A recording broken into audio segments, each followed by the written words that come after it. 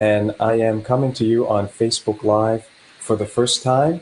And I want to take the occasion to say congratulations to all of my Malaysian followers and the Malaysians that are listening. Congratulations on your national election. Again, this is the first time that I'm live on Facebook, so I believe that you'll get a little notification that asks, would you like to be notified next time online? So please, if you accept that, you will know when I go live in the future. And I'm hoping that this is the answer to many of your requests that you're wanting more live streaming. We're trying to find the right platform for it. Facebook is not always friendly to Christians and conservatives, so we need a backup plan. But for now, this is the beginning of it, all right? I'll tell you at the end how you can be part of Discover Church Online and actually have a home church online if you need one. All right, so what's going on? What's the big deal? For the international audiences who don't know, there is so much excitement right now among Malaysians. And why is that? Because Dr. Mahathir has been elected Prime Minister of Malaysia. The election of Dr. Mahathir is significant for 5 reasons. Number one, this is the first time in 60 years that the opposition party called the Hope Coalition has won an election. You heard that right. I think that's very strange for Americans who are listening, but that's the first time. So the ruling party called the Barisan Nasional has been in power for 61 years. And Malaysians were fed up with the one-party system. Under Prime Minister Najib, the government was accused of much corruption. Number two, Dr. Mahathir is 92 years old, and his wife, Siti Hasma, is 91 years old. So he clearly is the world's oldest prime minister, and she must be the world's oldest first lady. Number three, Dr. Mahathir's slogan was right out of Trump's handbook, "Make Malaysia Great Again." And he's like the Donald Trump of Malaysia, meaning that he represents the opposition. Even though he's Muslim, he's modern. And even though he's old, he's perceived as being modern. He went to the people, all right? He went to the people, not like Hillary Clinton, taking breaks and sleeping and not going to the people. Donald Trump went out to the people. And Dr. Mahathir shared a lot on social media. They were very effective, and the people loved him for it. And obviously the ruling elites didn't. There is a wave of political revolution where the will of the people wins over the will of the elites. This has happened in Trump, in the USA, Viktor Orban in Hungary, and now Dr. Mahathir in Malaysia. Number four reason this is significant. I believe there's actually spiritual significance to this breakthrough. Even those of us who are not Malaysian, we have something to celebrate. Right now, even the non-Christians in Malaysia are saying that Malaysia is born again, all right, on the 10th of May, 2018.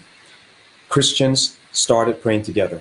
You know, there's nothing like suffering that brings people together. When people suffer, when there's corruption that people just can't stand anymore, and there's injustice and there's poverty, suddenly Christians are united and band together. You know, we have a disease in the West, it's called affluence, and we're so complacent because we're so rich, so wealthy, and we think we don't need God. But of course we need God like Malaysians do. But thank God the Malaysians came together and prayed, and God answered. The people wanted change. They wanted to clean corruption and drain the swamp and to make Malaysia great again. And it happened the same month as the anniversary of Israel. On May 14, 2018, the modern state of Israel will turn 70 years old.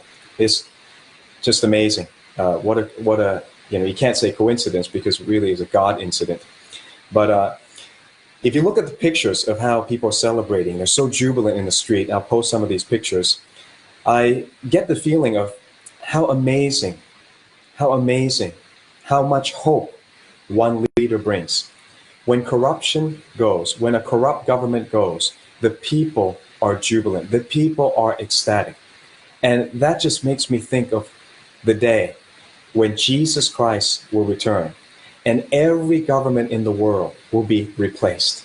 Imagine the joy, imagine the excitement worldwide that that's going to cause, because injustice will be punished and corruption will be exposed. and Jesus will rule. How amazing.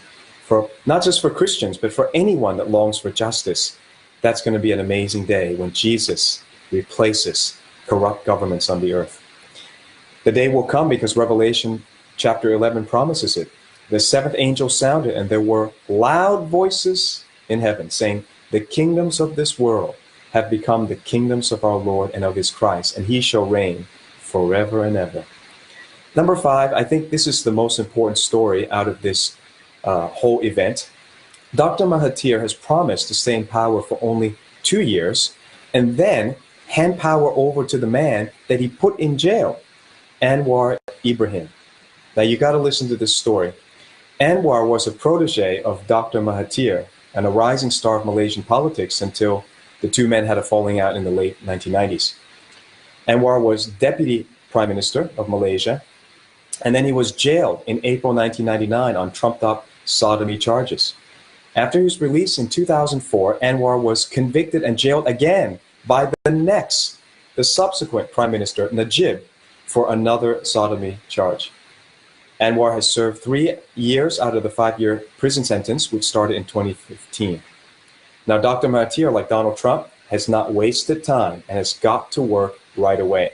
He started the process of pardoning Anwar, and his plan is that his old enemy will become prime minister in 2 years. Anwar's wife, Wan Aziza Wan Ismail, the head of the PKR, the People's Justice Party, has become the deputy prime minister. So I guess in 2 years, you'll have a husband-wife team. The husband will be prime minister, the wife will be deputy. To me, this event is just amazing because it happens to correspond with today's Bible reading. If you're following us in the Life Journal, which you can download from discover.org.au, just find that. Today's reading is 2 Samuel 18:19, and let's include chapter 17 as well. It's a story of Absalom. If Facebook interrupts me again, you can just go to Periscope. If you don't have Periscope, try it out. We're looking for another way where we can interact with people who want to be discipled online. So please, I said I was going to say it at the end. I'm going to say it in the beginning and at the end. If you want to be an online church member, you want to get mentoring and discipleship online, please email info@discover.org.au and put a subject, Discover Church Online. Discover Church Online. It's not a replacement for a physical church. We have Discover Church Physical, and we also have Discover Church Online, a community of people who've been saved, who've been blessed through my ministry, and you're most welcome to join me. And we're going to try to find a way to make interaction happen. So thank you for the likes. I can see that popping up there. Thank you. I can see people joining. I appreciate that. I'm going to give you time to come and join. And let's try it. Let's do it again. So once again, I want to congratulate all of my Malaysian friends for the landmark national election. You truly prayed for God's will to be done, and you've seen a breakthrough in Malaysia. Congratulations on that. And I'm so glad America has seen such a breakthrough. Hungary has seen such a breakthrough. Malaysia is seeing such a breakthrough. I want to say Australia, we're next. All right. We got some good people that we can pray for that can really drain the swamp. Now, how do you drain the swamp? Do you need a fighter? Do you need someone that's crude and rude? No, you need someone like David, someone who's a man after God's own heart. Interesting, huh? God doesn't even say a king after God's own heart. He just called him a man. Like you could be a man after God's own heart. It's not the title and the position. It's not hereditary. It is spiritual. And it's so important that we get God's heart because that is what leads the nation into righteousness. Now, I was saying that this event actually corresponds to today's Life Journal reading. So that's how amazing the Bible reading program is. When you plan to read the Bible every day, God can speak even through a planned Bible reading program. Why not? He is God. So please get into the Bible each day like we do. You can go to discover.org.au and download a Bible reading plan, and I'm reading it every day, so you'll be following the same plan as I am. Let's get into it. 2 Corinthians. Sorry, I've done this so many times, I'm mixing the scripture. 2 Samuel. 2 Samuel, chapters 17, 18 to 19 is the story of Absalom, and it sounds so much like the story of Dr. Mahathir in Malaysia.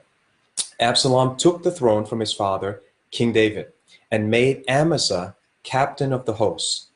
That's general of the rebellion against David. When Absalom died in battle, what did David do to Amasa? A godless king would have punished Amasa, but instead David said in 2 Samuel chapter 19, verse 13, I'm going to make you leader of my army.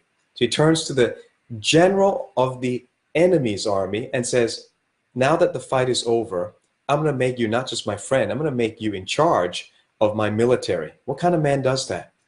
David was great because of the way he treated his enemies. It's the only way to be great on this planet is the way you treat your enemies. Even Joab accused David of loving his enemies in 2 Samuel chapter 19, verse 6. Not many people without Christ can do this. Anwar and his wife had to forgive Dr. Mahathir for falsely accusing him and jailing him. Dr. Mahathir had to be willing to give up his power to his enemy. They both said they're doing it for the good of the nation, for the good of Malaysia. They settled their differences for the greater good. How many people need to settle their differences for the greater good? Listen, these people are not even Christian. The world would be healed if Christians acted more like this. As I said, many Christians are waiting to be healed. They're sick in their body, they're waiting to be healed. They're sick in their mind, they're waiting to be healed. According to the Bible, they would be healed if they would forgive and bless their enemies. Job chapter 42, verse 10, and the Lord released Job from captivity. When? When he prayed for his friends. And these were not good friends. They were complaining friends and nitpicking friends and fault-finding friends. The Lord gave Job twice as much as he had before. Another translation says, after Job had prayed for his friends, the Lord restored his fortunes and gave him twice as much as he had before.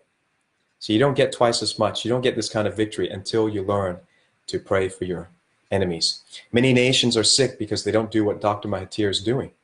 Forgive and bless your enemies. Jesus said in Matthew chapter 5, verse 43, you have heard that it was said, you shall love your neighbor and hate your enemy. But I say unto you, love your enemies. Bless those who curse you. Do good to those who hate you. And pray for those who spitefully use you and persecute you, that you may be sons of your Father in heaven. For he makes his sun shine or rise on the evil and on the good, and sends rain on the just and on the unjust. My last point for tonight in my congratulatory message to Malaysians, we're with you, but please stay vigilant. Often people replace one bad government with another. The government can only be as good as the people. The people must be moral and good to keep their rulers good. We still need a lot of work to be done, and we really need a Christian revival in the land. So happy new birthday, Malaysia. We're praying for you. Happy 70th birthday, Israel. We're praying for Israel. And Christians, it's time for a great awakening.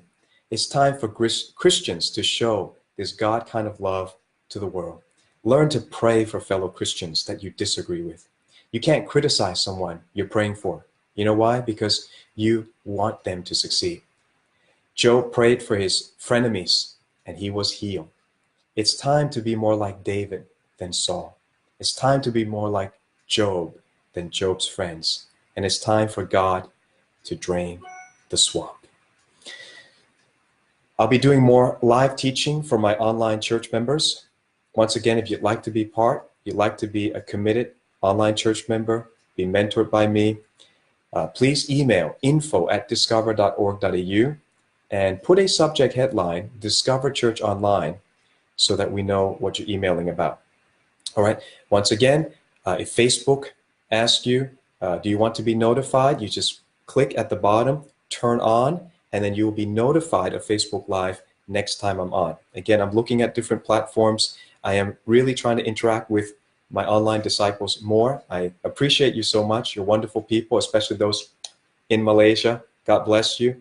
You have done very well, but keep on praying. Don't let up in prayer. And God is going to see you through. You're going to be a great light to the nations. God bless Malaysia.